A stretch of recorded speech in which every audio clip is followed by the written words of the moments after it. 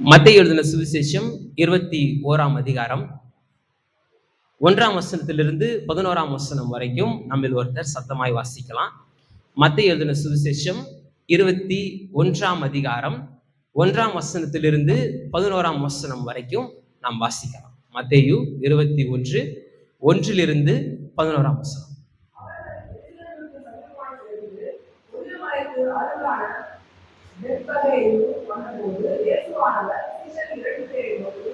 உங்களுக்கு எதிரே இருக்கிற கிராமத்துக்கு போங்கள். போன வழியே அங்கே ஒரு கழுதையும் அதனோட ஒரு குட்டியையும் கட்டிய கிராமம் இருந்தது. அவைகளை அவருக்கு நிரப்பி கொண்டு வாருங்கள். ஒருவன் உங்களுக்கு எதிராக யாரும் சொன்னால் இவைகள் ஆண்டவருக்கு வேண்டும் என்று சொல்லுங்கள். உடனே அவர்களை அனுப்பிடுவார் என்று சொல்லி அவர்களை அனுப்பினார். இதோ உன் ராஜா ஆண்டவராய் கழுதைகளையும் கழுதை குட்டி ஆகிய மனிதர்களையும் மேற்கொண்டு நிறுத்தி வருகிறார் என்று சியோன் குமாரனுக்கு சொல்லுங்கள் என்று தீர்க்கதரிசியினால் விளக்கப்பட்டதை நிறைவேறும்படி இதெல்லாம் நடந்தது. சீஷர்கள் போல் இயேசு தங்களுக்கு கட்டளையிட்ட வழியே செய்து கழுதையையும் குட்டியையும் கொண்டு வந்து அவைகள் மேல் தங்கள் வஸ்திரங்களை போட்டு அவை ஏற்றினார்கள். தங்கள் வஸ்திரங்களை வழியில் விட்டார்கள். வேறு சிலர் மரக்கிளையை கழித்து வழியிலே பரப்பினார்கள். முன் நடப்பாரும் பின் நடப்பாரும் வழங்கிய திரளான ஜனங்கள் தாவீதின் குமாரனுக்கு ஓசன்னா, கர்த்தருடைய நாமத்தினாலே வருகிறவர் சோதிக்கப்பட்டவர், நிலத்திலே ஓசன்னா என்று சொல்லி ஆர்ப்பரித்தார்கள். அவர் எருசலேமுக்கு பிரவேசித்தையும் நகரத்தார் யாவும் ஆச்சரியப்பட்டு வருகிறார் என்று விசாரித்தார்கள். அதற்கு ஜனங்கள் இவர் கலிலேயாவில் உள்ள நசரேத்திலிருந்து வந்த தீர்க்கதரிசியாகிய இயேசு என்றார்கள். ஆண்டவராய் இயேசு கிறிஸ்து இந்த பூமியில அவர் செய்த ஊழியத்தின் கடைசி வாரத்தின் துவக்கம் தான் இந்த பாம் சண்டே. குருத்தோலை ஞாயிறாக நாம் அதை அனுசரித்து வருகிறோம். பாரம்பரியமாக திருச்சபைகளில் இதை பல்வேறு விதங்களில் கடைபிடிப்பாங்க. பவனி வருவாங்க, நிறையா காரியங்கள் செய்வாங்க. தென்னை ஓலைகளில் அதை சில காரியங்கள் செய்து சிலுவை போன்ற சில காரியங்கள்லாம் செஞ்சு அதை வைத்து அவங்க பவனி வருகிறத நம்ம காண முடியும்.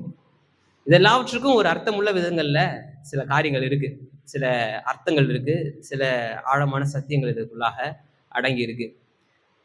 நம்ம கடந்த ஆண்டு இந்த குருத்தோலை ஞாயிறு சம்பந்தமாய் பேசும் பொழுது அந்த செய்தியில சொன்னேன், அவங்க ராஜாவா வரவேற்றாங்க, ஆனா அவங்க எதிர்பார்த்த ராஜாவா அவர் இல்லாததுனால அவரை புறம் தள்ளிட்டாங்க. சில நேரத்தில் நாமளும் ஆண்டவரை புறம் தள்ளிடுறோம் அப்படின்ற தலைப்பின் கீழாக நம்ம கடந்த ஆண்டுகள் நம்ம அந்த செய்தியை கர்த்தருடைய வார்த்தையை தியானித்தோம். இந்த சம்பவம்ன்றது 4 சுவிசேஷ புஸ்தகங்கள்லையும் எழுதப்பட்டிருக்கு. 4 விதமான கண்ணோட்டங்கள்ல சுவிசேஷம் எழுதப்படுது. அந்த 4 புத்தகங்கள்லையும் 4 விதமான கண்ணோட்டத்திலையும் எழுதப்பட்ட ஒரு சம்பவமாக இந்த சம்பவம் இருக்கிறது. ஆண்டவராய் இயேசு கிறிஸ்து அவருடைய பிறப்பிலிருந்து அந்த 30 வயது வரைக்கும் ரொம்ப பெரிய ரெக்கார்டு இருக்காது. அவர் என்றைக்கு ஊழியத்தை ஆரம்பிச்சாரோ அன்றையிலிருந்து கல்வாரி சிலுவை, அவருடைய மரணம், பாடு, அதுக்கப்புறம் அந்த மரணத்துக்கு அப்புறம் அவருடைய உயிர்த்தெழுதல், பரமேறி செல்லுதல், இந்த சம்பவம் தான் சுவிசேஷ புஸ்தகங்கள்ல 4 விதமான கண்ணோட்டங்கள்ல எழுதப்பட்டிருக்கு. இந்த 4 சுவிசேஷ புஸ்தகங்கள்லையும் எல்லா சம்பவமும் ஒரே மாதிரி ரெக்கார்ட் ஆயிருக்காது. எல்லா சம்பவமும் ரெக்கார்ட் ஆயிருக்காது. இதுல ஒரு சம்பவம் விட்டுப்பட்டிருக்கும், இதுல ஒரு சம்பவம் விடப்பட்டிருக்கும். குறிப்பா சினாப்டிக் காஸ்பிள்ஸ்ன்னு சொல்லுவாங்க. மத்தேயு, மார்க்கு, லூக்காவை சினாப்டிக் காஸ்பிள்னு சொல்லுவாங்க.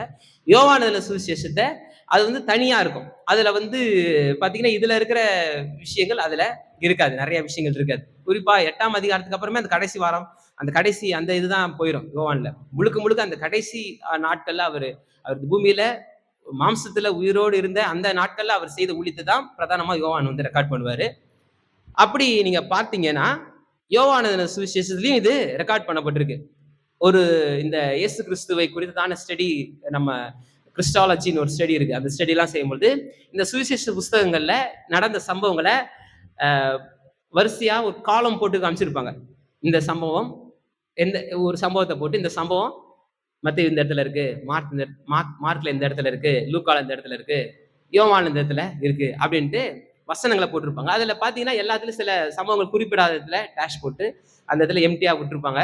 சில சம்பவங்கள் எல்லா 4 சுவிசேஷ புஸ்தகங்களையும் எழுதப்பட்டிருக்கும். அப்படி 4 சுவிசேஷ புஸ்தகங்களையும் ரெக்கார்ட் பண்ணப்பட்ட ஒரு சம்பவம் இது. அதனால இதனுடைய இம்பார்ட்டன்ஸ் நமக்கு தெரியுது. இதனுடைய முக்கியத்துவம் நமக்கு தெரியுது. இதை நம்ம அர்த்தமுள்ள விதங்கள்ல இதை நம்ம சரியா ஆசரிக்கணும்ன்றது நமக்கு புரியுது. ஏதோ நம்ம தென்னை ஓலைகளை எடுத்துக்கிட்டு சும்மா அப்படியே ரவுண்ட் அடிச்சுட்டு அப்படி வரதுல எந்த விதமான அர்த்தம் இருக்கிறதா எனக்கு தெரியல. அது செய்யறதுல ஒரு அர்த்தம் வெளிப்படணும், மாற்றம் உண்டாகணும், கேட்கிறவர்களுக்கும் மாற்றம் உண்டாகணும், செய்யறவங்களுக்கும் ஒரு மாற்றம் உண்டாகணும். எந்த விதமான மாற்றமும் உண்டாகாம அதை செய்யறதுனால எந்த விதமான அர்த்தமும் இல்லை. அதை சரியான விதத்துல நம்ம எப்படி ஹேண்டில் பண்றது, சரியான விதத்துல எப்படி நம்ம கையாளுறது அப்படின்றதுல நம்ம கவனம் உள்ளவர்களா இருக்கணும். அந்த விதத்துல பாத்தீங்கன்னா இப்ப மத்தேயுல 21ஆம் அதிகாரம் 1 11 வசனங்கள்ல இந்த சம்பவம் குறிப்பிடப்பட்டிருக்கு. மார்க் எழுதின சுவிசேஷம் 11ஆம் அதிகாரம் முதல் 11 வசனங்கள்ல இந்த சம்பவம் குறிப்பிடப்பட்டிருக்கு. லூக்கா எழுதின சுவிசேஷம் 19ஆம் அதிகாரம் 28 44 வசனம் வரைக்கும் இந்த சம்பவம் குறிப்பிடப்பட்டிருக்கு. யோவான் எழுதின சுவிசேஷம் 12ஆம் அதிகாரம் 12ஆம் வசனத்திலிருந்து 16ஆம் வசனம் வரைக்கும் இந்த சம்பவம் குறிப்பிடப்பட்டிருக்கு. 4 சுவிசேஷத்திலும் குறிப்பிடப்பட்டிருக்கு. இதுல யோவான் மாத்திரம் தான் குருத்தோலை அப்படின்ற டேர்மை அவர் பயன்படுத்துறாரு. இங்க மத்தேயுல நம்ம வாசிக்கும் போது மரக்கிளைகள் அப்படின்ற ஒரு டேர்ம் தான் பயன்படுத்தப்பட்டிருக்கு. யோவான் தான் அதை ஸ்பெசிபிக்கா குருத்தோலை அப்படின்ற அந்த வார்த்தையை டைரக்டா அவரு பயன்படுத்துறாரு. இந்த சம்பவம் என்ன அப்படின்னா, இயேசு கிறிஸ்து எருசலேமுக்குள்ளாக உட்பிரவேசிக்கிறார். இயேசு கிறிஸ்து எருசலேமுக்குள்ளாக உட்பிரவேசிக்கிறாரு. அவரு தன் வாழ்நாளை தான் முத எருசலேமுக்குள்ள பிரவேசிக்கிறாரான்னு கேட்டா கிடையாது. நிறைய முறை அவர் பிரவேசிச்சிருக்கிறாரு. அவரு அந்த 30 ஆண்டுகள் தன்னுடைய வாழ்க்கையில அனுதினமும் சொல்ல முடியாது, வருடம் அட்லீஸ்ட் வருடம் நம்ம அவரு என்ன பண்ணிருப்பாரு, எருசலேமுக்கு வந்திருப்பாரு. வந்துதான் ஆகணும். அவர் 8ஆம் வயசுல 12ஆம் வயசுல அந்த சம்பவங்கள்லாம் நடந்ததெல்லாம் நம்ம பார்க்க முடியும். அந்த 30 வயது வரை அவர் எப்படி வாழ்ந்தார்ன்றது குறித்து நான் சில காரியங்கள் சொல்லியிருக்கிறேன், முன்னாடி ஒரு செய்தியில சொல்லியிருக்கிறேன். அப்ப நிறைய முறை எப்படி அவர் எருசலேமுக்கு போய் அதை என்னென்ன காரியங்கள் அவர் செஞ்சாரு அப்படின்றத சில வரலாற்று புத்தகங்கள் அடிப்படையில சில காரியங்கள் நான் பேசியிருக்கேன், ஞாபகம் வச்சிருப்பீங்க நம்புறேன். அப்ப இந்த இயேசு கிறிஸ்து இந்த பஸ்கா பண்டிகை நாட்கள்ல தான் அவர் என்ன பண்ணுவாரு, போவாரு. ஏன்னா அன்றைக்கு இருந்த யூத ஜனங்கள் எருசலேம் கூடி வரணும். உலகம் முழுக்க இருக்கிற ஜனங்கள் அட்லீஸ்ட் இயர்லி ஒன்ஸ் என்ன பண்ணணும், போகணும்.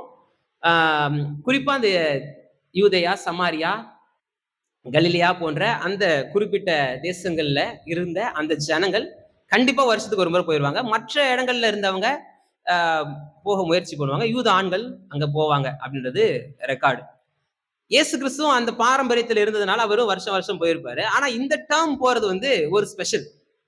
இந்த டேர்ம் அவர் ஒரு வித்தியாசமா போறாரு. இங்க போறதுக்கு முன்னாடியே என்ன சொல்றாரு, மறுபடியும் 3 முறை சொல்றாரு. என்ன சொல்றாரு, நான் எருசலேமுக்கு போக போறோம், அங்க பாடுபடணும், மரிக்கணும், 3ஆம் நாள் உயிர்த்து எழுத போறேன் அப்படின்றத 3 முறை அவர் திரும்ப சொல்றாரு. சிலதுல சீஷர்களுக்கு அது விசனமா இருந்துச்சு, அவங்களுக்கு கவலையா இருந்துச்சு. என்னடா இவர் நம்பி வந்தோம், திடீர்னு இவரு நம்மளை விட்டு போறேன்றாரு, என்ன கதை அப்படின்ட்டு இவங்களுக்கு சிலதுல கொஞ்சம் கஷ்டமாவும் இருக்கு. ஆனா இப்ப இயேசு கிறிஸ்து இந்த எருசலேமுக்குள்ளாக அவர் பிரவேசிக்கிறது கடைசி முறை. இந்த மாம்சத்துல அவர் பிரவேசிக்கிறது கடைசி முறை அவர் பிரவேசிக்கிறாரு. இந்த சம்பவம் 2 பெரிய சத்தியங்களை நமக்கு கற்றுத்தருது. இந்த 2 பெரிய சத்தியங்களை தான் இன்னைக்கு நம்ம பார்க்க போகிறோம். முதலாவது, இயேசு கிறிஸ்து ராஜாதி ராஜா என்ற உண்மையை இது வெளிப்படுத்துது. இப்ப நம்ம வாசிச்சோம், அவரு உள்ள பிரவேசிக்கிற அந்த சம்பவம் இவர் ராஜாதி ராஜா அப்படின்றது நமக்கு வெளிப்படுத்துது. 2வது, இவர் எப்படிப்பட்ட ராஜா அப்படின்றத வெளிப்படுத்துது. 2 விஷயம். இந்த 2 விஷயத்தை தான் நம்ம பார்த்து இன்னைக்கு நிறைவு செய்ய போறோம். ஒன்று என்னது, இயேசு கிறிஸ்து ராஜாதி ராஜா அப்படின்றத வெளிப்படுத்துது. 2வது, இந்த ராஜா எப்படிப்பட்டவர் அப்படின்ற 2 பெரிய சத்தியங்களை நமக்கு இந்த சம்பவம், நம்ம வாசிச்ச இந்த வேத வசனம் நமக்கு கற்றுத்தருது. அப்ப முதலாவது, இயேசு கிறிஸ்து ராஜாதி ராஜான்றது எப்படி வெளிப்படுத்துது அப்படின்னா, இயேசு கிறிஸ்து உட்பிரவேசிக்கிற விதம். 2வது, அந்த மக்கள் வரவேற்கிற விதம். இயேசு கிறிஸ்து ராஜாதி ராஜான்றது நமக்கு வெளிப்படுது. எப்படி அது வெளிப்படுது அப்படின்னா, அவர் உட்பிரவேசிக்கிற விதமும் அந்த மக்கள் அவரை வரவேற்கிற விதமும் அவரை ராஜாதி ராஜா அப்படின்றத வெளிப்படுத்துது. நான் சொன்ன மாதிரி இது பஸ்கா பண்டிகை நாட்கள் யூத ஜனங்களுக்கு. அதனால கண்டிப்பா நிச்சயமா எல்லா யூத ஆண்களும் அங்க போகணும், நிச்சயமா போகணும். அந்த பேக்ரவுண்டை நீங்க அங்க இருக்கிற அந்த கலாச்சாரத்தை நீங்க கொஞ்சம் பாருங்க. கொஞ்சம் அந்த அந்த ஊருக்கு போயிருங்க.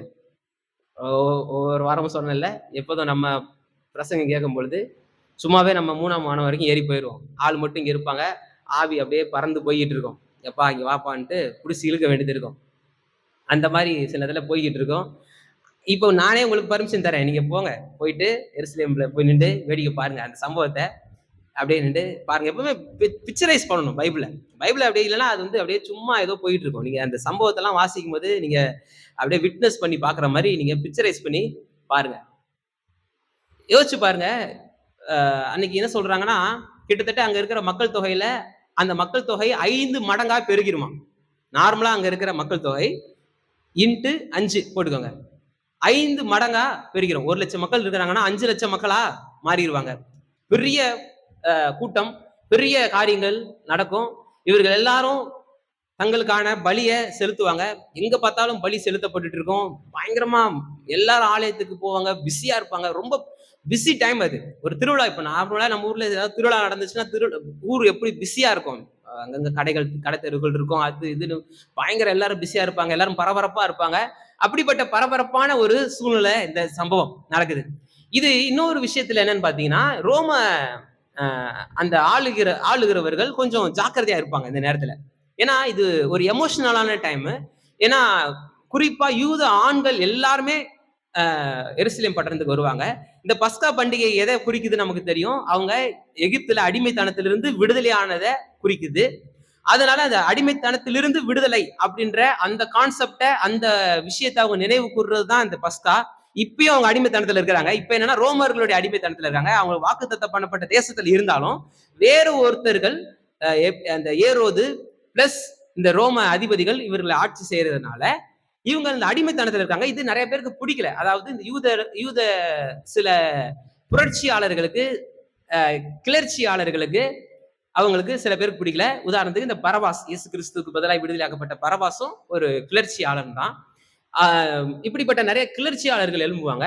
இவங்க வந்து இத வந்து இந்த டைம் பயன்படுத்துவாங்க. எப்படின்னா ஒரு பெரிய தனக்கான ஒரு கூட்டத்தை சேர்த்துக்கிட்டு ஒரு குதிரையில ஏறிக்கிட்டு பயங்கரமா உள்ள வந்து நம்முடைய தேசம் நமக்கு தான், நம்ம தான் ஆளணும், இது என்ன மற்றவர்கள் வந்து ஆள்றாங்க அப்படின்ட்டு கொஞ்சம் எமோஷனலா பேச ஆரம்பிச்சாங்கன்னா டக்குன்னு அங்கங்க இருக்கிற ரோம போர் சேவர்கள்லாம் அவங்களை பிடிச்சி அரெஸ்ட் பண்ணி கொண்டு போய் வைக்கிறது, அந்த கூட்டத்தை கலைக்கிறது. இது மாதிரி அந்த அந்த தேசத்துல அந்த சம்பவம் பரபரப்பா இருக்கும். தெரியுதா? பிக்சர் தெரியுதா? இப்ப அந்த எப்படி இருக்குன்றது தெரியுதா? இப்படிப்பட்ட நேரத்துலதான் ஆண்டவர் என்ன பண்றாரு? அவர் இந்த சம்பவத்தை செய்யறாரு. இதுல முதல் பகுதியில நீங்க எல்லா இந்த நான் சொன்னல மத்தேயு, மார்க்கு, லூக்கா, யோவான், இந்த 4 வேத பகுதிகள் நான் சொன்ன பகுதிகள் நீங்க வீட்டுல போய் வாசிப்பாங்க. எல்லாத்துலயும் ஃபர்ஸ்ட் பிரதானமா சொல்லப்பட்டிருக்கிறது இந்த கழுதையை தான் சொல்லும். நம்மளும் பாத்தீங்கன்னா அந்த குருத்தோலை ஞாயிறுனாலே கழுத பிரசங்கம் தான். குருத்தோலை ஞாயிறுனாலே மேக்சிமம் என்ன பிரசங்கம்? கழுதையின் 5 குணாதிசயங்கள் என்ன, கழுதையின் பண்புகள் என்ன, கழுதையிடமிருந்து கற்றுக்கொள்வது என்னன்றுதான் பிரசங்கம் போவோம். நானும் அப்படிதான் பிரசங்கம் கேட்டிருக்கேன். பிரசங்கம் அது ரொம்ப ஈஸி. அதை நம்ம ஈஸியா செஞ்சிடலாம். பொதுவா கழுதை என்னும் பொழுது அது வந்து ஒரு முட்டாள்தனத்துக்கும் ஒரு எப்படி சொல்றதுன்னா ஒரு ஒரு பிடிவாதத்துக்கும் ஒரு உதாரணமா சொல்லப்படுகிற மிருகம். ஒரு கழுதை மாதிரி நம்ம திட்டும் போது என்ன ரொம்ப ரொம்ப பிடிச்சி ரொம்ப பாசத்தோடு திட்டும்போது கழுதைன்னு திட்டுவோமா? ஏன்டா இப்படி முட்டாள் மாதிரி இருக்கிறன்றதுக்கு கழுதைன்னு திட்டுவோம். ரொம்ப அட்டமண்டா பிடிவாதத்தோடு இருக்கவங்களுக்கு கழுத மாதிரி அடம் பிடிக்காதன்ட்டு திட்டுவோம். ஆனா இப்படிப்பட்ட கழுதை பத்தி இங்க இல்ல. முதல்ல கழுதைனால் நம்ம பாக்குற கழுதை வேற, இங்க சொல்லப்பட்டிருக்கிற கழுதை வேற. ஒருவரும் ஏறாத கோவேறு கழுதை. அது கோவேறு கழுதைன்றது அது ஒரு கிராஸ் பிரீட். அது வந்து பாத்தீங்கன்னா அது வந்து ஒரு சொபிஸ்டிகேட்டடான ஒரு வெஹிக்கிள். நம்ம ஊர்ல ஒரு பழமொழி இருக்குல்ல, சாமியே பல்லக்கில போகுது பூசாரிக்கு புல்லட் கேக்குதான்ட்டு. அது நமக்கெல்லாம் பயங்கரமா சொல்லுவாங்க. 1க்கு 3 புல்லட் இருக்குது. விண்டேஜ் கலெக்ஷன்ஸ் எல்லாம் இருக்கிறதுனால சாமியே பல்லக்கில போகுது பூசாரிக்கு புல்லட் கேக்குதான்ற மாதிரி இயேசுவே கழுதையில போனாரு, இவங்களுக்கு எதிரா காரு அப்படின்ற மாதிரி சில பேர் சொல்லுவாங்க. சில இடத்துல அப்படிப்பட்ட பிரசங்கங்களும் இருக்கு. ஆனா இந்த விஷயம் என்னன்னு கேட்டீங்கன்னா அது வந்து ஒரு சொபிஸ்டிகேட்டடான ஒரு மிருகம். குதிரையில போயிருக்கீங்களா? யாராவது குதிரையில போயிருந்தா இடுப்பு வலி என்னன்னு தெரியும். சும்மா இந்த கூட்டிட்டு போற குதிரை இல்ல, உண்மையான குதிரையில ஏறுறதே கஷ்டம். ஏறி நீங்க கொஞ்ச நேரம் ரைட் பண்ணீங்கன்னா கெண்டைக்கால்ல இருந்து தொட இடுப்புன்னு எல்லாமே பிடிச்சுக்கும். அதுக்கு கரெக்டா ப்ராப்பரான பிராக்டிஸ் இல்லைன்னா குதிரையில போறது ரொம்ப இது. நம்ம ஜாலியா உட்காந்துலாம் போக முடியாது, நின்றுகிட்டே தான் போகணும். நம்ம வெயிட் அதுல உட்கார வைக்க முடியாது. கொஞ்சம் வேகமா போகணும், இல்ல கொஞ்சம் டிராவல் பண்ணணும்னா கொஞ்சம் அந்த சேடலிங்ல உட்காந்துடக்கூடாது. உட்காந்துட்டா அது தூக்கி அடிச்சு நம்மள கழட்டி விட்டுரும், நம்ம விழுந்துருவோம். அது வந்து கொஞ்சம் அது வந்து ஒரு சொபிஸ்டிகேட்டடான ஒரு டிராவல் கிடையாது. அது அது ஒரு ரீசன் இருக்கு. இவர் கழுதையில உட்பிரவேசித்ததுக்கான காரணம்ன்றது வேற இருக்கு. என்னன்னு கேட்டீங்கன்னா, 1 ராஜாக்களின் புஸ்தகம் 1ஆம் அதிகாரம் 38ஆம் வசனம் 44ஆம் வசனம். 1 ராஜாக்கள் 1ஆம் அதிகாரம் 38ஆம் வசனம் 44ஆம் வசனத்தை நீங்க வாசிச்சு பார்த்தீங்கன்னா, சாலமோன் ராஜா பதவி ஏற்கும் பொழுது அவரை கழுதையெல்லாம் கூட்டு போவாங்க. இது வந்து ஒரு ட்ரெடிஷன், இது வந்து ஒரு ஜீவிஷ் ட்ரெடிஷன் இந்த இடத்துல ஆரம்பிக்குது. இந்த இடத்துல அவங்களுக்கான இந்த ட்ரெடிஷன்ன்றது ஆரம்பிக்குது. என்னன்னு கேட்டா, தாவீது ராஜா பத்தி நமக்கு தெரியும். தாவீது ராஜா வயது சென்றவராக இருக்கும் பொழுது அவர் மரண படுக்கையில இருக்கிறாரு. இப்ப வந்து அதோனியான்ற தாவீதினுடைய ஒரு குமாரன் வந்து என்ன பண்றாரு, ராஜ்யத்தை கைப்பற்றுறதுக்கு அவர் முயற்சி செய்யறாரு. அதெல்லாம் நம்ம அந்த 1 ராஜாக்களின் புஸ்தகம் 1ஆம் அதிகாரத்துல நீங்க வாசிச்சு பாருங்க.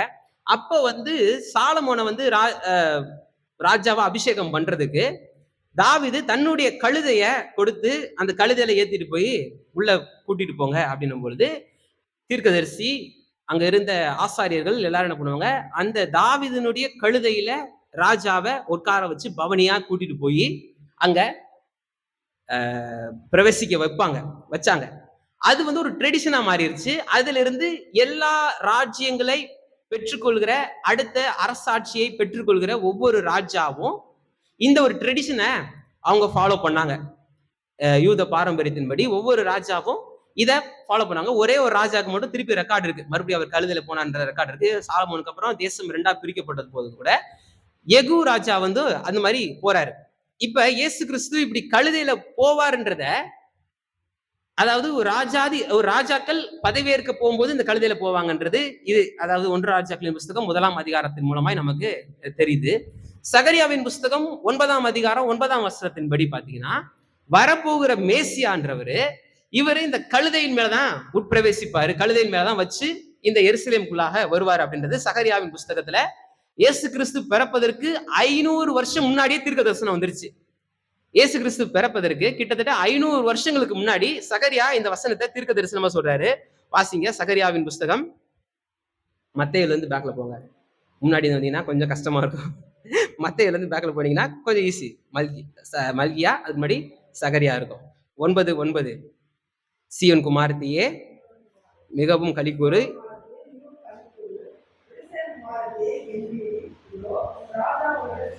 இதோ உன் ராஜா உன்னிடத்தில் வருகிறார்.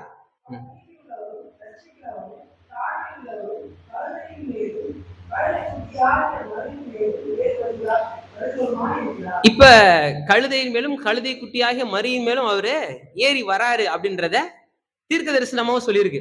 அப்ப ராஜாக்கள் இப்படி பிரவேசிப்பாங்க, பிளஸ் இந்த மேசியா இப்படிதான் பிரவேசிப்பார்ன்ற தீர்க்க தரிசனம் இந்த ரெண்டுமே இந்த இடத்துல நிறைவேறுது. அப்ப இயேசு கிறிஸ்து ராஜாதி ராஜான்றது அவர் உட்பிரவேசிக்கிற அந்த விதம், அந்த சினாரியோ, அந்த காட்சியே என்ன பண்ணுது, இவர் ராஜாப்பா, இவர் வந்து ராஜாதி ராஜா அப்படின்றத இங்க நமக்கு காண்பிக்குது. 2வது, மக்கள் அவரை வரவேற்ற விதம். மக்கள் அப்படி வரவேற்கிறாங்க, தங்களுடைய வஸ்திரங்களை விரித்து அவரை வரவேற்கிறாங்க.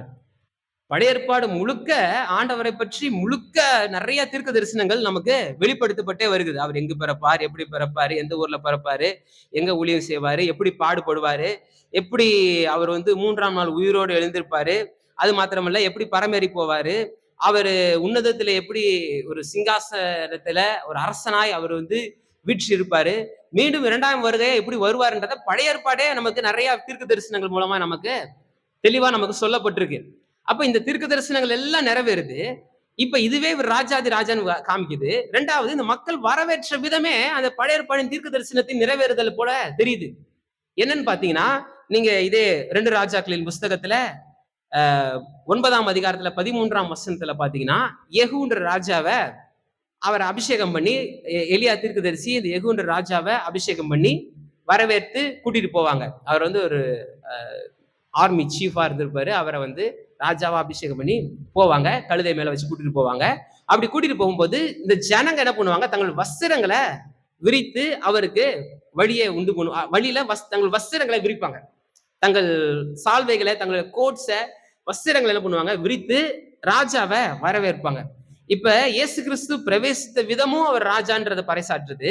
ரெண்டாவது ஜனங்கள் அவரை வரவேற்ற விதமும் அவர் ராஜான்றத பறைசாற்றுது. இந்த ரெண்டு சம்பவம், இந்த ரெண்டு சினாரியோ ரொம்ப முக்கியம். இதுல தங்கள் வஸ்திரங்களை விரித்து அப்படின்னும் பொழுது இது டோட்டல் சரண்டர். இனிமேல் நீதான்ப்பா, என்னுடைய எல்லாவற்றுக்கும் நீதான் அதிகாரி, என்னுடைய எல்லா காரியங்களுக்கும் நீ அதிகாரின்றத இதை காமிக்குது. கூடவே வரீங்க நம்புறேன். அப்ப இந்த சம்பவம்லாம் நமக்கு தெரியுது, என்ன சம்பவம் நடந்துச்சு நமக்கு தெரியுது. இதனுடைய பழைய ஏற்பாடு பின்னணி நம்ம பார்க்கிறோம். அப்ப இந்த ரெண்டு காரியங்கள், ஒண்ணு அவர் ராஜாதி ராஜா அப்படின்றத அவர் உட்பிரவேசித்த விதம், பிளஸ் மக்கள் அவரை வரவேற்ற விதம், இந்த ரெண்டு காரியமே அவர் ராஜாதி ராஜா என்பதை நமக்கு தெல்ல தெளிவா நமக்கு வெளிப்படுத்துது.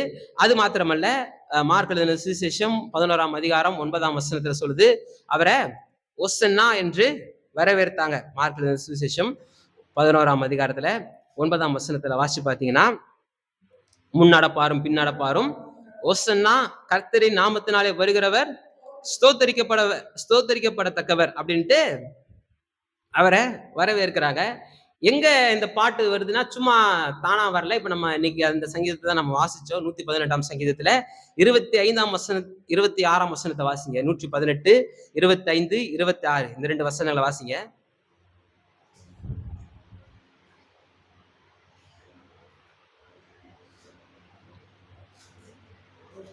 118, கர்த்தாவே ரட்சியும், கர்த்தாவே காரியத்தை வாக்கி பண்ணும். 26. இப்ப இந்த பாட்டை தான் என்ன பண்றாங்க, கர்த்தருடைய நாமத்தினால் வருகிறவர் ஸ்தோத்திரிக்கப்படத்தக்கவர் அப்படின்ற பாட்டை இங்கிருந்து தான் எடுத்து பாடுறாங்க. சும்மாலாம் பாடல இந்த ஜனங்க. ஏன்னா இன்னொன்னா, இது பஸ்கா பண்டிகையில பாடுற பாட்டு. இந்த 118ஆம் சங்கீதம்ன்றது பஸ்கா பண்டிகை அப்ப அவங்க பாடுற பாட்டு. அந்த பாட்டை தான் என்ன பண்றாங்க, இயேசு கிறிஸ்து வரும்பொழுது அவர்கிட்ட என்ன பண்றாங்க காமிக்கிறாங்க. அதுல கர்த்தாவே ரெச்சியும் அப்படின்னு இருக்குல்ல, அதுக்கு ஹோஷியா நா, அதான் ஹொசன்னா. நம்ம ஹோசன்னான்றோம்ல, அது ஹோஷியா நா. ஹோஷியானா ரெச்சியும், நானா இப்பொழுதே ரெச்சியும். சேவ் நவ், இப்பொழுதே எங்களை ரெச்சியும். அதுதான் அந்த ஹொசன்னா அப்படின்னு நம்ம சொல்றோம்ல. ஹோஷியா நா அப்படின்னா ஹோஷியானா ரெச்சியும், நானா இப்பொழுதே. யோசுவாவுக்கு கூட யோசுவான்ற பேர் தானே இயேசு. இயேசுக்கும் யோசுவான்னு வேற வேற பேர் கிடையாது, எல்லாம் ஒரே பேர் தான். யெகோஷுவா அப்படின்ற யோசுவானாலே ரட்சகர், மீட்பவர், விடுவிப்பவர் அப்படின்ற அந்த அர்த்தம் தான். இயேசு கிறிஸ்துவுக்கு அந்த யோசுவான்ற பேர் தான் இங்க யோசுவா, இவருக்கு அதே பேர் தான். நம்ம அதோடைய கிரேக்க உச்சரிப்புல இயேசுன்ற உச்சரிப்பு நம்ம செஞ்சுக்கிட்டு இருக்கிறோம். ஆனா எபிரேய உச்சரிப்புனா யெகோஷுவா அப்படின்றது யோசுவா தான். இது ரட்சகர், மீட்பர், விடுவிப்பவர் அப்படிதான். இப்ப இவர் பேர் அதுதான் இருக்கு, யெகோஷுவான்ற பேர் அவர் பேரு. நமக்கு இயேசு வேற யெகோஷுவா வேற, நமக்கு வேர்ட்ஸ் நமக்கு டிஃபரன்ஸா இருக்கு. இயேசுன்னு நம்ம கேட்டு நம்ம பழகிட்டோம். தப்பு இல்லை, சொன்னா நம்ம உச்சரிப்புல நம்ம பேசுறது தப்பும் கிடையாது. அன்னைக்கு அந்த ஜனங்க யெகோஷுவான்னா அப்படின்னும் பொழுது, ரட்சகரே எங்களை இப்பொழுது விடுவிட்டு டைரக்டாவே அவரை என்ன பண்றாங்க, வரவேற்கிறாங்க. அவர் ராஜாதி ராஜாவா அவர் இது பண்றாங்க. பஸ்கா பண்டிகை பாட வேண்டிய பாடலை இந்த இடத்துல பாடுறாங்க. அப்ப இந்த ரெண்டு காரியம், ஒண்ணு அவர் பிரவேசித்த விதம், ஜனங்கள் அவரை வரவேற்ற விதம், இந்த ரெண்டுமே அவர் ராஜாதி ராஜான்றதை நமக்கு உறுதிப்படுத்துது. இப்ப ரெண்டாவது பாட்டு, இவர் எப்படிப்பட்ட ராஜான்னு சொல்லிட்டோம். இந்த ராஜான்றது உறுதிப்படுது. இந்த சம்பவமே நமக்கு தெளிவா உறுதிப்படுத்திடுது. ஒரு ராஜாவை போல பிரவேசிக்கிறாரு. ஏதோ நம்ம அந்த இயேசு கிறிஸ்துவை பத்தி சில படங்கள் போட்டுட்டு இருக்கோம். அதுல ஒரு சின்ன கழுதை இருக்கும், அது நவுத்த முடியாம ஒருத்தன் இழுத்துட்டு போவான், ஒருத்தன் பின்னாடியே ஒருத்தன் தள்ளிட்டு போவான், ஒருத்தன் முன்னாடி கயிறை வச்சு இழுத்துட்டு போவான், அது கிடுகிடுன்னு ஆடிட்டு போவோம். அப்படிலாம் போல அவர். அது ரொம்ப சொபிஸ்டிகேட்டான ஒரு டிராவல். அது நீங்க பிக்சரைஸ் பண்ணும்போது கரெக்டா பிக்சரைஸ் பண்ணுங்க. நம்ம ஆளுங்க படம் எடுத்து வச்சுட்டாங்க, அந்த படத்தை பிக்சரைஸ் பண்ணிடாதீங்க. ஆபிரஹாம்னாலே ஒரு அழுக்கு துண்டை போட்டுக்கிட்டு அப்படியே கையில ஒரு தடியை வச்சுக்கிட்டு அப்படியே கிழவன் நின்ற மாதிரி பாத்துட்டாங்க. ஆபிரஹாம் பயங்கரமான ஆளு, அவர் பயங்கர செல்வந்தனு, பயங்கர பராக்கிரமசாலி, விட்டு பல ராஜாக்களை ஓட விட்டவர். அதெல்லாம் அந்த பிக்சரைஸ் பண்றபோது கரெக்டா பிக்சரைஸ் பண்ணணும், நல்லா கரெக்டான விதத்துல நம்ம இது பண்ணணும். நம்ம முன்னோர்கள்ட்டோனே டப்பு நம்ம ஒரு அழுக்கு வேஷ்டி, அழுக்கு துண்டு, இப்படிதான் நம்ம ஆளுங்க இது பண்ணிட்டாங்க. அதே போல கழுதனோடனே அது ஏதோ ஒரு குட்டியூண்டு ஒரு பாவப்பட்ட ஒரு ஜீவத்தை வாயை கட்டி கயிறை பிடிச்சி இழுத்துக்கிட்டு பின்னாடி ஒருத்தன் தள்ளிக்கிட்டு அவர் அப்படியே தள்ளாடிட்டு உள்ள போற மாதிரி ஒரு பிக்சரைஸ் பண்ணிட்டாங்க. அப்படிலாம் கிடையாது. ரொம்ப சொபிஸ்டிகேட்டான மிருகம். கொஞ்சம் அது நல்லா அப்படியே ஜம்முன்னு போகுது. நல்லா ஒரு பிராண்ட் நியூ ஒரு பென்ஸ் கார் மாதிரி, ரோல்ஸ் ராய்ஸ் மாதிரி வச்சுக்கோங்க. நல்லா விலையேற பெற்றது அது. ரொம்ப முக்கியமான ஒரு இது. இப்ப இந்த ராஜாதி ராஜாவ எப்படிப்பட்டவர் அப்படின்ற ஒரு 3 காரியத்தை மாத்திரம் நம்ம பார்த்து நிறைவு செய்யலாம். இந்த ராஜா எப்படிப்பட்டவர்? ராஜான்னு சொல்லிட்டோம். இந்த ராஜா எப்படிப்பட்டவர்னா, இந்த ராஜா சர்வ வல்லமை உள்ளவர், முழு அதிகாரத்தோடு கூட ஆளுகை செய்கிறவர், சர்வத்திற்கும் அதிகாரியானவர் அப்படின்றத இந்த இந்த சம்பவம் நமக்கு வெளிப்படுத்துது. எப்படி வெளிப்படுத்துது? நான் சொன்ன மாதிரி இந்த 4 சுவிசேஷ புஸ்தகங்களையும் இந்த சம்பவத்தை வாசிக்கும் போது பிரதானமா சொல்லப்பட்டது கழுதை. உடனே கழுதையை பத்தி நம்ம பிரசங்கம் பண்ண ஆரம்பிச்சிடறோம். கழுதை பிரசங்கம் தான் அதிகமா ஓடிக்கிட்டு இருக்கும். கழுதை எப்படிப்பட்டது, கழுதையின் குணாதிசயங்கள் என்ன, கழுதையை போல எப்படி நம்ம அர்ப்பணிக்கணும், இப்படி நிறைய விஷயங்கள் மெட்டபோர்ஸா வச்சு நம்ம புரிந்து கொள்ளலாம். நிறைய விதங்கள்ல நம்ம புரிந்து கொள்ளலாம், தப்பும் கிடையாது. ஆனா இதுல பிரதானமா கவனிக்க வேண்டியது இந்த குருத்தோலையோ கழுதையோ வஸ்திரத்தையோ கிடையாது. இயேசு கிறிஸ்துவ தான். இல்ல, இயேசு கிறிஸ்து தான் பிரதானமா கவனிக்கப்பட வேண்டிய ஆளு. இங்க இந்த சம்பவத்துல யோசிச்சு பாருங்க. அந்த கோவேறு கழுதைன்றது ஒரு காஸ்ட்லியான மிருகம். ஒரு நான் சொன்ன மாதிரி ஒரு நல்ல விலையேற பெற்ற ஒரு சொகுசு கார் மாதிரி வச்சுக்கோங்களேன். போங்க போய் அவுத்துட்டு வாங்கன்றாரு. யாராவது கேட்டா ஆண்டவருக்கு வேணும்னு சொல்லுங்க, விட்டுருவான்றாரு. இன்னைக்கு நடக்குமா அப்படி? போங்க எதிர் வீட்டுல போயிட்டு கார் இருக்கும், நான் கேட்டேன்னு சொல்லிட்டு வாங்கினா தருவாங்க. நம்ம ஊர்ல நமக்கு தருவாங்க. நம்ம அந்த அளவுக்கு நம்ம வேலை நமக்கு முதலா தந்துட்டு தான் அடுத்த வேலை பார்ப்பாங்க. அப்படிதானே? யாரும் அப்படி இது பண்ண மாட்டாங்க. நம்ம கேட்டு வாங்கிட்டு போறது வேற. சும்மா போயிட்டு யாரையும் அனுப்பி நீ எடுத்துட்டு வா ஆண்டவருக்கு வேணும்னு சொல்லுனா கொடுத்துருவாங்களா? அது ஒரு காஸ்ட்லியானது, சாதாரணது கூட கிடையாது. நம்ம கழுதனோட நம்ம ஊருக்கு நம்ம மென்டாலிட்டியில பார்த்து கூடாது. இப்பவே கழுதை பயங்கர காஸ்ட்லியான ஒரு பிசினஸ் தெரியுமா? கழுதை மேய்க்கிறதுக்கு லாய்க்குன்னு சொல்லுவாங்கல்ல. கழுதை மேய்ச்சி பயங்கர பணக்காரன் ஆனவனா நிறைய பேர் இருக்கான். ஏன்னா அது அந்த கழுதை பால் வந்து பயங்கர இது. அதுல இருந்து அந்த அதனுடைய டங்ஸ், அதனுடைய சாணம் வந்து இந்த ஊதுபத்தி இதெல்லாம் தயாரிக்கிறதுக்கு அவங்களே ஃபேக்டரிஸே வந்து எடுத்துட்டு போறாங்க. கழுதை மேய்ச்சா பயங்கர பணக்காரன் ஆயிடலாம். இப்பயே கழுதை வந்து சாதாரண பிசினஸே கிடையாது. ஆனா அந்த கழுதையே வேற ஒரு இது கிராஸ் பிரீட். அது வந்து ஒரு பயங்கரமான ஒரு மிருகம். இப்ப இவருடைய சாவர்னிட்டி, இவருடைய ஆளுகை என்ன காமிக்குது பாருங்க. இவர் எப்படிப்பட்ட ராஜா, எல்லாவற்றின் மீது இவருக்கு ஆளுகை இருக்கிறது காமிக்குது. போய் அவுத்துட்டு வா, எவனாச்சும் கேட்டா ஆண்டவர் வேணும்னு சொல்லுனா இவங்க போறாங்க. ஆனா இவர் யோசனையோட தான் போவாங்க. என்னடா எப்படி ஆண்டவர் இப்படி சொல்றாரு, போய் கேட்டா தருவாங்களா தரமாட்டீங்களா, அந்த ஒரு இது இருந்திருக்கலாம். பார்த்தா உண்மையில அவன் தரான், இவங்களும் எடுத்துட்டு வந்துட்டாங்க. இவரும் என்ன பண்றாரு, ஏறி போறாரு. அப்ப எல்லாவற்றையும் செய்ய அவருக்கு ஆளுகை இருக்கு. எல்லாமே அவருடைய கண்ட்ரோல்ல இருக்கு. அதுவும் அந்த கழுதையை பற்றி மென்ஷன் பண்ணும்போது ஒருவரும் ஏறாத புது ஒரு பிராண்ட் நியூவான இதுன்னு சொல்லப்பட்டிருக்கு. அப்பனா என்ன அர்த்தம்? அது பழக்கப்படுத்தப்படலைன்னு அர்த்தம்.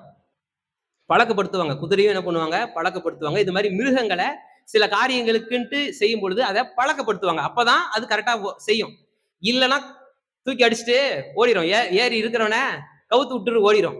அது ரொம்ப ஸ்பெசிபிக்காவே மென்ஷன் பண்றாங்கன்னா, ஒருவரும் ஏறாத கழுதன் போது அது ரொம்ப ரொம்ப பழக்கப்படுத்தப்படாதது இருக்கு. ஆனா ஆண்டவருக்கு வாய் மூடிட்டு கீழ்ப்படிந்து அவர் வாட்டுக்கு அது போற வேண்டிய திசையில போய்கிட்டே இருக்குது. ஜனங்களை பார்த்து மிரளல, ஜனங்களை பார்த்து அது பயப்படல. பழக்கப்படுத்தப்படலைன்னா கூட அந்த ஒரு பயபக்தியோடு கூட அந்த மிருகம் போயிட்டு இருக்கு. இதுவே ஆண்டவருடைய ஆளுகையை காமிக்குது இல்ல, ஆண்டவருடைய சாவரனிட்டிய காமிக்குது. அவர் சர்வத்துக்கும் ஆளுகிறவர் அப்படின்றத காமிக்குது. எதுவுமே அவுட் ஆஃப் கண்ட்ரோல் கிடையாது. சில நேரத்துல நம்ம யோசிக்கிறோம்ல, நம்ம வாழ்க்கையில எல்லாமே அவுட் ஆஃப் கண்ட்ரோல்ல போய்கிட்டு இருக்கு, எதுவுமே நம்ம கண்ட்ரோல்ல இல்ல, எல்லாமே பிச்சுக்கிட்டு போய்கிட்டு இருக்கு, ரொம்ப பயங்கரமா இருக்கு. நம்ம ஒரு பக்கம் வண்டியை திருப்புனா அது ஒரு பக்கம் போகுது அப்படின்ட்டு நமக்கு ஒரு ஒரு கலக்கம் இருக்குது. ஆனா ஒரு சத்தியத்தை உங்களுக்கு நான் சொல்றேன். நீங்க ஆண்டவருடைய புள்ள. ஆண்டவர் எல்லாவற்றுக்கும் மேலும் கண்ட்ரோல் வச்சிருக்கிறவர். அவர்கிட்ட எல்லாரும் எல்லா ஆளுக்கும் அவர்கிட்ட இருக்கு. அவரால முடியாது ஒண்ணுமே கிடையாது. இதை விசுவாசிக்கிறீங்களா? உங்க வாழ்க்கையில அவரால ஒரு நொடி பொழுதுல மாற்றத்தை கொண்டுக்க முடியும்னு நீங்க விசுவாசிக்கிறீங்களா? விசுவாசித்தால் நீங்க தேவனுடைய மகிமையை காண்பீங்க. நீங்க தேவனுடைய மகிமையை காண்பிக்கணும்னா அவரை விசுவாசிக்கணும். விசுவாசத்தை நடைமுறைப்படுத்தணும். நடைமுறைப்படுத்தி ஆண்டவர் விசுவாசிக்கும் பொழுது இந்த ஆண்டவர் சர்வ வல்லமை உள்ளவர்ன்றதை நீங்க அறிந்து கொள்ளணும். அவர்கிட்ட எல்லா ஆளுகையும் இருக்கு. அவருடைய பிள்ளைகளா நாம இருக்கும் பொழுது நிச்சயமா அந்த ஆளுகை நம்மளுக்கு பெரிய காரியங்களை நமக்கு செய்ய வைக்கும். நம்முடைய வாழ்க்கையில மாற்றத்தை உண்டு பண்ணும். நம்முடைய வாழ்க்கையில முன்னேற்றத்தை கொடுக்கும். பெரிய பெரிய அதிசயமான காரியங்களை நம்முடைய வாழ்க்கையில நடப்பிக்கிறதுக்கு இந்த ஆண்டவரால முடியுன்ற விசுவாசம் உங்களுக்கு பெருகணும். அப்ப ஆண்டவர் யார் இந்த ராஜா அப்படின்னா, இவர் சர்வ வல்லமை உள்ள ராஜா. ரோமர்கள் நிருபம் 8ஆம் அதிகாரம் 28ஆம் வசனத்துல வாசிக்கிறோம்ல, நம்முடைய இந்த ஆண்டுக்கான வாக்குத்தத்தமே அதானே. ரோமர் 8:28. அன்றியும் அவருடைய தீர்மானத்தின்படி அழைக்கப்பட்டவர்களாய் தேவனிடத்தில் அன்பு கூறுகிறவர்களுக்கு சகலமும் நன்மைக்கு ஏதுவாய் நடக்கிறது.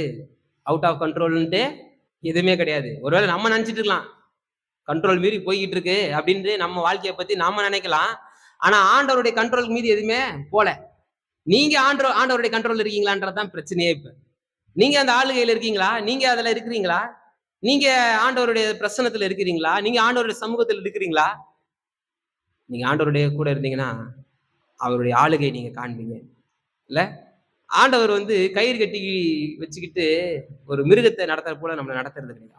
அவர் ஆளுகிறவர் தான். அவர்கிட்ட சர்வ வல்லமை உள்ளவர் தான். ஆனா நம்மளை அவர் எப்படி ட்ரீட் பண்றாருன்றத, நம்ம மேல அவர் எவ்வளவு அன்பு வச்சிருக்கிறாருன்றத காமிக்குது. நம்ம ஒரு ஒரு ஏதாவது ஒரு நாய் வளர்க்குறோம்னா, அது வெளியே போய் அடிபட்டுறக்கூடாது அப்படின்ட்டு நம்ம என்ன பண்ணுவோம், கட்டி வச்சிருவோம். அதுக்கு மேல அன்பு இருக்கு. ஆனா அது ஒரு மிருகம், நான் சொல்றதை நீ கேளு அப்படின்ட்டு கயிறு பிடிச்சி சங்கிலியை போட்டு கையில வச்சுட்டு தான் என்ன பண்ணுவோம், கூட்டிட்டு போவோம். எட்டா அதுக்கு ஆபத்து. ஆனா அது பண்ணக்கூடாது, விட்டுறக்கூடாது அப்படின்ட்டு பிடிச்சி வச்சிருப்போம். இப்படி நம்மள ஒரு மிருகத்தை ட்ரீட் பண்ற மாதிரி ஆண்டவர் என்ன பண்ணல, ஒரு சங்கிலியை போட்டு ஒரு கயிறை போட்டு கட்டி, இந்த சைடு வா, அப்படி போ, அதை செய், இதை செய் அப்படின்ட்டு அவர் இழுத்து ஆளக்கழிச்சுக்கிட்டு இல்ல. அவர் சொல்லி கொடுக்குறாரு, இப்படி சரிப்பா, இந்த மாதிரி நடந்துக்கோ, இந்த வாழ்க்கை முறை வாழு, இப்படிப்பட்ட விஷயங்கள் நடந்துக்கோ, இந்த காரியங்கள் நீ செய்யின்ட்டு கற்றுக் கொடுக்குறாரு. நாம செய்யும் பொழுது என்ன நன்மையை காண்போம். சப்போஸ் நாம செய்யலைன்னா நம்முடைய கிரியைகளுக்கு தக்கதாக நம்ம சில மிதி இதெல்லாம் வாங்குவோம். ஆனாலும் கர்த்தர் நம்மளை காப்பாத்துவாரு, கவலைப்படாதீங்க. ஆண்டவர்கிட்ட ஒப்பு கொடுங்க. ஆண்டவரே நீர் தானே ஆளுகிறவர்ன்றதை நீங்க இது பண்ணுங்க. ஆண்டவர் என்னைக்குமே அடிக்கிறவர், உதைக்கிறவர் கிடையாது. சூழ்நிலைகள் ஆண்டவர் இடத்துல நம்ம பிரிஞ்சு இருக்கிறதுனாலதான் நமக்கு சில ஆபத்துகள் வருது. ஆனா இந்த பொல்லாத பிசாசு நமக்கு கொண்டு வருகிற அக்னி அஸ்திரங்கள் எல்லாவற்றையும் அவித்து போடத்தக்கதாக தேவனுடைய சர்வாயுத வர்க்கத்தை நாம் தரித்து கொண்டு எல்லாவற்றையும் நம்ம எதிர்க்க முடியும், நம்ம மேற்கொள்ள முடியும். கர்த்தர் இந்த சத்துவத்தையும் வல்லமையும் நமக்கு தந்திருக்கிறாரு. அவர் தான் ஆளுகிறவர் அப்படின்றத காண்பிக்குது. அப்ப அவர் சர்வ வல்லமை உள்ள ஆளுகிற, எல்லாவற்றின் மீதும் ஆளுகை செலுத்துகிற இந்த ராஜா அப்படின்றது நமக்கு இந்த சம்பவம் வெளிப்படுத்துது. இரண்டாவது, அவருடைய தாழ்மைய இந்த சம்பவம் நமக்கு காண்பிக்குது. இந்த சம்பவம் நம்ம வெளியே எங்கேயுமே போல, வெறும் இந்த வாசிச்ச வேத வசனத்துல இருந்தா நம்ம பார்த்துக்கிட்டு இருக்கிறோம். இந்த வசனம், அவர் ஆளுகிறவர், அவர் வல்லமை உள்ளவர், அவரால் எல்லாவற்றையும் கண்ட்ரோல் செய்ய முடியும். ஒரு மிருகம் கூட பேச்சை கேட்டுக்கிட்டு கம்முன்னு அமைதியா போகும் அப்படின்ற வரைக்கும் நமக்கு தெரியுது. ரெண்டாவது, அவருடைய தாழ்மைய காண்பிக்குது. அவர் நினைச்சிருந்தாருன்னா யோசிச்சு பாருங்க, இவர் மகிமையா உட்பிரவேசிக்கணும் அப்படின்றது மட்டும் அவருக்கு தோணிருச்சு. நம்மள பாரு, இப்ப ஒரு உள்ள போற இதுல எல்லாரையும் மிரள வைக்கணும் அப்படின்னு யோசிச்சா இருந்தாருன்னா, வானத்திலிருந்து அக்னிமயமான ரதங்களையும் குதிரைகளையும் எடுத்துட்டு அதுல உள்ள போயிருக்க முடியுமா? போயிருக்க முடியாதா? நிச்சயமா பண்ணிருக்க முடியும். யோசிச்சு பாருங்க, அந்த சினாரியோ மட்டும் நடந்துருந்துச்சுன்னா அவன் தெரிச்சு ஓடி இருப்பான். ஆட்டோமேட்டிக்கா விழுந்து சரண்டர் ஆயிருப்பான். இவருக்கு அதுதான், நம்ம போகும்போது நம்மளை எல்லாரும் மகிமைப்படுத்தணும், நம்ம ஒரு பெரிய ஆளா காமிக்கணும்ட்டு இவர் செஞ்சிருந்தாருன்னா இதை செஞ்சிருக்கலாம் ஈஸி. இது ரொம்ப ஈஸி அவருக்கு. ஒரு கழுதைய கூட்டு வர்றது, எப்பா போய் கழுதையை கூட்டு வான்றதுக்கு அதே மாதிரி இங்க வா அப்படின்னா வானத்துல இருந்து சேரியட்ஸ் வந்துட்டு இருக்கோம். அப்ப போயிருக்கலாம், அவரால் செஞ்சிருக்க முடியும். ஆனா அவர் செஞ்சாரான்னு கேட்டா இல்ல, ஒரு கழுதையில தான் அவரு பிரவேசிக்கிறாரு. ஆனா இந்த ஆண்டவர் இப்படியே கழுதையிலே டிராவல் பண்றவர் கிடையாது. ஆண்டவர் முதல்ல எந்த மிருகத்திலுமே டிராவல் பண்ணல. அவர் ஃபர்ஸ்ட் நீங்க பாத்தீங்கன்னா சுவிசேஷ புஸ்தகங்கள்ல முழுக்க வாசிங்கன்னா அவர் எல்லா இடங்களுக்கும் நடந்துதான் போனார். எங்கேயுமே ஒரு மிருகத்தையோ எங்கேயும் போட்டு லிஃப்ட் எல்லாம் கேட்டு போல. படகுல கூட சும்மா இவங்க கூட போறாரு, திடீர்னு பார்த்தா கடல்ல நடந்து போயிடுறாரு. ஒரு வாட்டுக்கு எங்க இருக்கிறாருன்னே தெரியல. அவருக்கு இந்த டிராவலுக்கு சில விஷயங்கள்லாம் தேவைப்படவே இல்லை. ஆனா இந்த இடத்துல கழுதை மேல ஏறுறதுக்கு காரணம் இருக்கு. அதுக்கு அந்த தாழ்மையை காண்பிக்குது. ஆனா என்னைக்குமே அவர் கழுதையிலே டிராவல் பண்றவர் கிடையாது. இயேசுனோடனே டக்குன்னு ஒரு ஒரு துண்டை போட்டுக்கிட்டு ஒரு ஆளை வச்சு நிறுத்தி கையில ஒரு தடியை கொடுத்து கையில ஒரு ஆட்டுக்குட்டியை வச்சுக்கிட்டு தடவி கொடுத்துக்கிட்டு இந்த மாதிரியான பிக்சரை காமிக்கிறாங்க. ஆண்டவர் அப்படி கிடையாது. இன்னைக்கு அவர் சிங்காசனத்துல இருக்கிறாரு. ஒரு நாள் வர போறாரு, அப்ப கழுதையில வர மாட்டாரு, குதிரையில வருவாரு. வெளிப்படுத்தல் 19 வாசி பாருங்க. நல்ல சூப்பரான கழுதையில வந்தாருன்னா போட்டிருக்கு. அப்ப கழுதையில வரல, அப்ப குதிரையில வராரு. அப்ப வேற சினாரியோ அது. அந்த சம்பவமே வேற. இப்ப நீங்க தெசலோனிக்கர் புஸ்தகம் 4ஆம் அதிகாரம் 16ஆம் வசனம் 17ஆம் வசனத்துல வாசி பாருங்க. ரகசிய வருகை, பகிரங்க வருகை. நேத்து நம்ம கூட அதான் பார்த்தோம் பைபிள் ஸ்டடியில. ரகசிய வருகையும் பாத்தீங்கன்னா, ரகசிய வருகைன்றது இந்த தெசலோனிக்கர் புஸ்தகம் 4ஆம் அதிகாரம் 16ஆம் வசனம் 17ஆம் வசனத்தை வாசிச்சு பாத்தீங்கன்னா, கர்த்தர் தாமே ஆரவாரத்தோடும் பிரதான தூதர்களுடைய சத்தத்தோடும் தேவ எக்காளத்தோடும் வானத்திலிருந்து இறங்கி வருவார். அப்பொழுது கிறிஸ்துவுக்குள் மரித்தவர்கள் முதலாவது எழுந்திருப்பார்கள் என்று உயிரோடு நாமும் கர்த்தருக்கு இப்ப ரகசிய வருகை பத்தி சொல்லுது. ரகசிய வருகையிலே அவர் எப்படி வருவாரு? பிரதான தூதரு, தேவ எக்காளம், ஒரு மகிமையா அவரு மத்திய வானத்துல வெளிப்படுவாரு. நாம எடுத்துக்கொள்ளப்படுறோம்ன்றத சொல்லுது. வெளிப்படுத்தல் 19ஆம் புஸ்தகத்துல 19ஆம் அதிகாரத்துல நீங்க போய் வாசிச்சு பாருங்க. அவரு பரலோகம் திறந்திருக்கிறதை கண்டேன். அப்பொழுது அவர் வெள்ளை குதிரையில தன்னுடைய சேனையோடு கூட பூமிக்கு இறங்கி வருகிறது. 2ஆம் வருகையை பத்தி பேசும்போதும் அவரு ஒரு மகிமையாய் வெளிப்படுறத காண்பிக்க முடியுது. பொதுவா இந்த ராஜாக்கள்லாம் உள்ள பிரவேசிக்கிறாங்க, ஒரு பட்டணத்துக்குள்ள போறாங்க அப்படின்னா, தங்களுடைய மகிமையை காண்பிக்கிறத ரொம்ப இது பண்ணுவாங்க. இப்ப கூட பாத்தீங்கன்னா, பெரிய பெரிய அதிபர்கள் எல்லாம் வராங்கன்னா, அந்த கான்வாய்ன்னு சொல்லுவாங்க. அந்த சிஎம் கான்வாய், பிஎம்மோட கான்வாய், இல்ல ஒரு வேறு அதிபர்கள், வேறு நாட்டு பிரதம பிரதம மந்திரிகள், இல்ல வேற நாட்டுடைய அதிபர்கள்லாம் வரும்பொழுது, அந்த கான்வாயே ஒரு அவங்களுடைய அந்த இதை காமிக்கும். அவங்களுடைய எப்படி சொல்றது, அவங்களுடைய பவரை, அவங்களோட அதிகாரத்தை காண்பிக்கும். அதே போலதான் அந்த அந்த நாட்கள்ல இப்பவே ஒரு மக்களாட்சி இருக்கிற இந்த நாட்கள்லயே இப்படி இருக்குன்னா, அன்னைக்கு ராஜா நான் பாரு எவ்வளவு பெரிய ஆளுன்னு காமிக்கிறதுக்கு பயங்கரமா ஒரு ஒரு ஒரு எப்படி சொல்றதுன்னா, அவங்களுடைய தகுதிக்கு மிஞ்சியே அவங்கள என்ன பண்ணுவாங்க, சில நேரத்துல வெளிப்படுத்துவாங்க. எலைட் பீப்புள்ஸ போக வைப்பாங்க, பெரிய பெரிய போர் சேவர்களை முன்னாடி நடக்க வைப்பாங்க.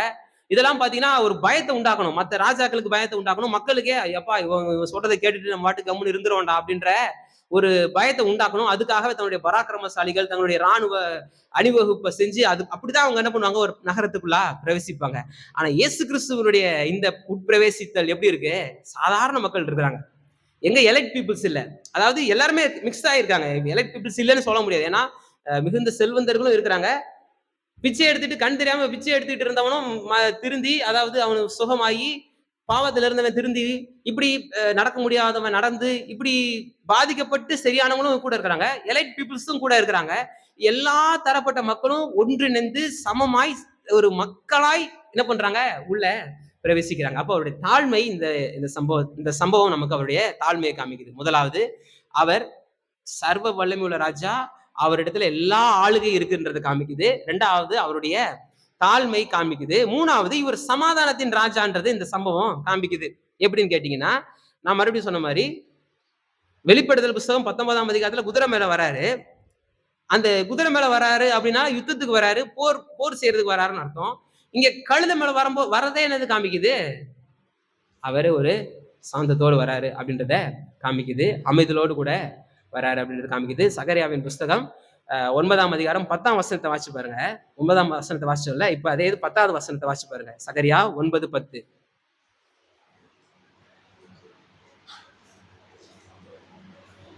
எப்ராயிம் இன்று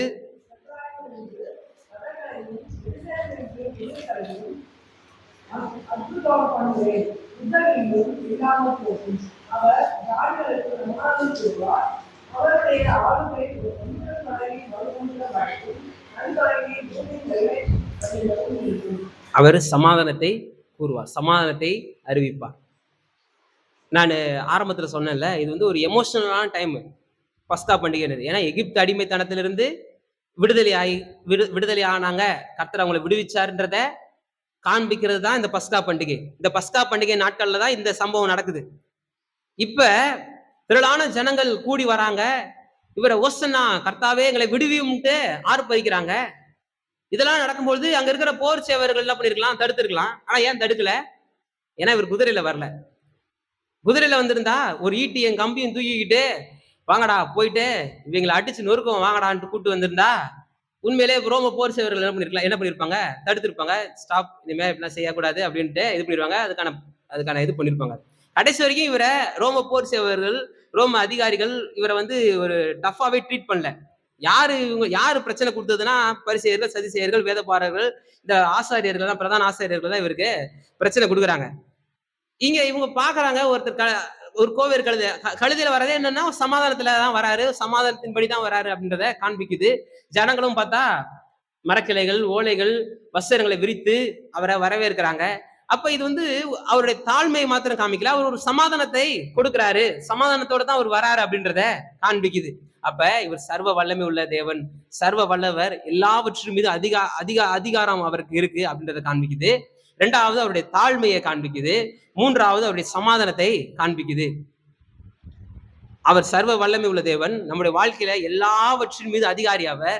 உங்க வாழ்க்கையில இருக்கிற எல்லா பிரச்சனைகளையும் அவர் மீது வைங்க. அவர் தாமே உங்கள் கவலைகள் விசாரிக்கிறவரானபடினால் உங்கள் கவலைகள் யாவையும் அவர் மீது வைத்து விடுங்கள் வசனம் சொல்லுது. அவர் உங்க விசாரிக்கிறாரு, என்னப்பா ஏது என்ன ஆச்சு, அதை நான் சரி செய்யறேன்ட்டு அவரு விசாரிச்சு அதை சரி செய்யறாரு. அதனால உங்க கவலை அவர் மேல வைங்க. அவர் சர்வ வல்லமை உள்ள தேவன். இரண்டாவது அவர் தாழ்மை உள்ள தேவன். அவர் எந்த அளவுக்கு தாழ்த்தினார்னா மரண பரியந்தம். பிலிப்பியர் 2ஆம் அதிகாரத்துல வாசிக்கிறோம்ல, எப்படி போட்டிருக்கு பாருங்க. பிலிப்பியர் 2ஆம் அதிகாரத்துல அவர் வந்து தன்னை வந்து முழுமையாய் தாழ்த்தினார், எல்லாவற்றிலையும் தாழ்த்தினார். 2ஆம் அதிகாரத்துல 6ஆம் வசனத்திலிருந்து 11ஆம் வசனம் வரைக்கும் வாசிச்சு பாருங்க. வீட்டுல போய் கூட வாசிச்சு பாருங்க. 2ஆம் அதிகாரம் பிலிப்பியர் 2:6-11 வீட்டுல போய் வாசிச்சு பாருங்க. அவர் எல்லாவற்றிலும் தாழ்த்தினாரு, மரண பரியந்தம், சிலுவையின் மரண பரியந்தம் தன்னை தாழ்த்தினாரு. ஆதலால் தேவன் அவரை வானோர் புதலத்தார் பூமியின் கீழானோர் யாவருடைய முழங்கால்கள் முடங்கும்படி எல்லா நாமத்திற்கு மேலான நாமத்தை அவருக்கு தந்தருளி சிங்காசனத்துல உட்கார வச்சிருக்கிறாரு அப்படின்றத நம்ம அங்க பார்க்க முடியுது. அவருடைய தாழ்மை நம்மளை எந்த அளவுக்கு இறங்கி வந்து நம்மளை விடுவிக்குதுன்றதை காமிக்குது. அவர் எவ்வளவு எல்லாவற்றின் மீது ஆளுகை செலுத்துகிறவர், நம்முடைய வாழ்க்கையின் மீது அவர் ஆளுகை செலுத்துகிறவர்ன்ற சத்தியத்தை நமக்கு போதிக்குது. இரண்டாவது, இந்த சம்பவம் நம்மை அவர் விடுவிக்கிறதுக்கு, நம்ம மீட்கிறதுக்கு அவர் எந்த அளவுக்கு தன்னை தாழ்த்தினார்ன்றதை காண்பிக்குது. மூணாவது, அவர் நம்முடைய வாழ்க்கையில எப்படிப்பட்ட சமாதானத்தை கொண்டு வர அவர் விருப்பம் உள்ளவராய் இருக்கிறார்ன்றத காண்பிக்குது. சமாதானம்னா நத்திங் லெஸ், நத்திங் புரோக்கன். உங்க வாழ்க்கையில எதுவும் ஒன்றும் குறைவுபடவும் படாது, நஷ்டமாகவும் ஆகாது. எல்லாவற்றையும் கர்த்தர் உங்களுக்கு திரும்ப கட்டுகிறவராய் இருக்கிறார். விசுவாசிக்கிறீங்களா?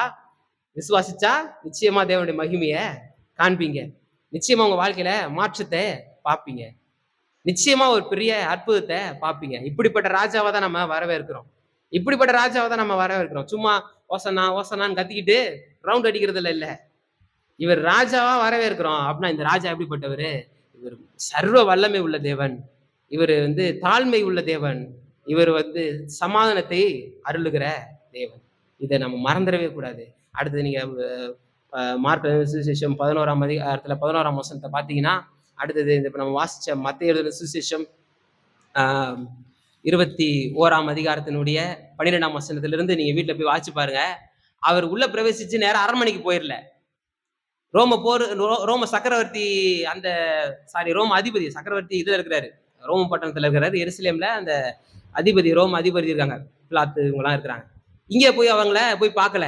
இல்ல ஏரோத அரண்மனையில போயிட்டு, ஏன்டா எங்களை நீ ஆட்சி செய்யற, வெளியே வாடா, நீயா நானும் பாத்துக்கலான்ட்டு அப்படி செய்யல. அந்த மாதிரிலாம் எதுவுமே அவரு செயல்படல.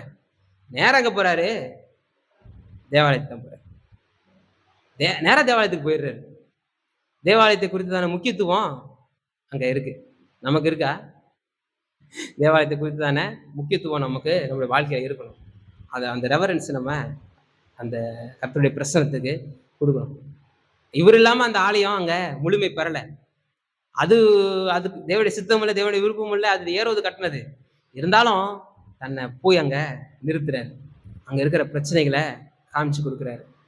திருப்பியும் நைட்டே மறுபடியும் ஊர் விட்டு வெளியே போயிறாரு. மறுபடியும் மறுநாள் காலையில் மறுபடியும் என்ன பண்றாரு? இந்த தேவாலயத்துக்கு தான் வராரு. அப்ப இந்த ராஜா சர்வ வல்லமை உள்ளவர். அவர் தன்னை தாழ்த்தி நம்ம விடுவிக்க ஆயத்தமா இருக்கிறவர். அதே நேரத்தில் நம்முடைய வாழ்க்கையில சமாதானத்தை தர சித்தம் உள்ளவர். ஆமென். விசுவாசிக்கிறீங்களா? நிச்சயமாய் இந்த காரியங்கள் உங்களுடைய வாழ்க்கையில பெரிய அதிசயங்களையும் ஆச்சரியங்களையும் அற்புதங்களையும் நடப்பிக்கும் அப்படின்றதுல எந்த விதமான மாற்றமும் கிடையாது. எந்த விதமான மாற்றமும் கிடையாது. நீங்க உங்க வாழ்க்கையில எல்லாவற்றையும் நீங்க நன்மையை காண்பீங்க. அதுக்கு என்ன பண்ணணும்? முதல்ல நீங்க இந்த ஆண்டவரை விசுவாசி. அன்னைக்கு அவங்க ஓசனா அப்படின்னும் பொழுது, கர்த்தாவே இப்பொழுதே ரட்சியும், இப்பொழுதே நவ், அதான் நான் அப்படின்னாலே நவ், இப்பொழுதே, இப்பே செய்யுங்க. நம்ம கேட்கறோம்ல, ஆண்டவரே இப்பே செய்யுங்க. இம்மிடியட்டா ரிலீவ் ஆக வேண்டிய நிறைய பிரச்சனை நமக்கு இருக்குது. இம்மிடியட்டா சரி செய்ய வேண்டிய பிரச்சனை நமக்கு இருக்கு இல்லையா? யாருக்கும் அப்படிலாம்? எனக்கெல்லாம் நிறைய இருக்கு. எல்லாருக்கும் இருக்கு. உலகத்துல இருக்கிற எல்லாருக்குமே இருக்கு. இப்பொழுதே அப்பா இதுல இருந்து எனக்கு இப்பயே கொஞ்சம் ரிலீஃப் கிடைச்சா நல்லா இருக்கும் அப்படின்றது எல்லாருக்குமே இருக்கு. ஆனா உங்களுக்கான நற்செய்தி, நமக்கான நற்செய்தி என்னன்னா, இப்பொழுதே சரி செய்கிறவர் நம்ம மத்தியில இருக்கிறார். உங்க பிரச்சனைகளை, உங்க போராட்டங்களை இப்பொழுதே சரி செய்கிறவர் இருக்கிறார். ஒண்ணே ஒண்ணு, நீங்க ஆண்டவர்கிட்ட ஒப்பு கொடுக்கும்போது சகலமும் நன்மைக்கு எதுவா நடைபெறும்ன்றதுல எந்த விதமான மாற்றமும் கிடையாது. நாம ராஜாவா ஏத்துக்கொள்றோம், ராஜான்றதை அறிவிக்கணும். 2 விஷயம் நாம செய்ய வேண்டியது. ஆண்டவரை பத்தி ஃபுல்லும் பார்த்துட்டோம். கழுத பத்தி பிரசங்கம் கிடையாது இன்னைக்கு. நான் கான்சியஸாவே கழுதையை பத்தி ரொம்ப எடுக்கல. ஏன்னா எந்த நேரமும் கழுத பிரசங்கமா தான் ஓடிக்கிட்டு இருக்கு. குருத்தோலை ஞாயிறுனாலே கழுதையை பத்தி கிடையாது. ஆண்டவரை பத்தி தான் முக்கியத்துவம். இதுல நம்முடைய ரெஸ்பான்ஸ்னு ஒண்ணு இருக்கு. என்னன்னா, இவரை ராஜான்று நாம என்ன பண்ணணும், அங்கீகரிக்கணும். அவர் உட்பிரவேசிச்ச விதம் அதை வெளிப்படுத்துது.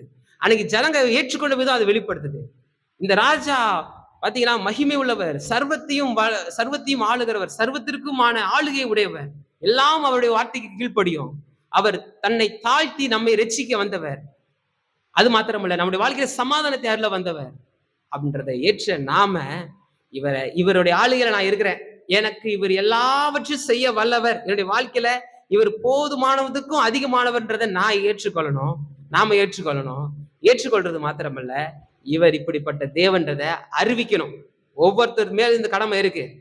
நீங்க ஆசீர்வாதத்தை பெற்றுக்கொள்வது மாத்திரமல்ல, இந்த ஆசீர்வாதத்தை அநேகருக்கு அறிவிக்கிறவர்களாய் நீங்க இருக்கணும். நம்மளே இருந்திருக்கலாம். கர்த்தர் தாமே நம்மளை ஆசீர்வதிப்பாராக.